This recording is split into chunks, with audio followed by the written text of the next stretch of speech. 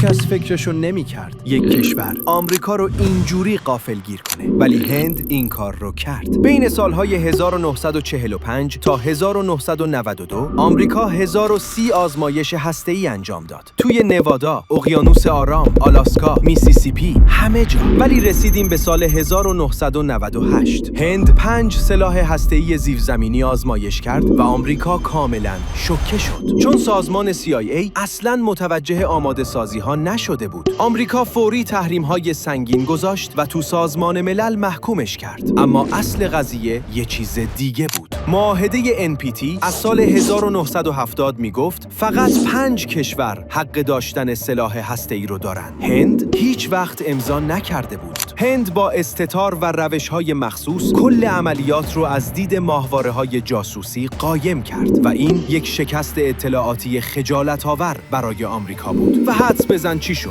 فقط 3 هفته بعد پاکستان هم آزمایش هسته‌ای خودش رو انجام داد. آمریکا بیش از 1000 بار آزمایش کرد. بعد به هند گفت قانون برای توئه، نه برای من.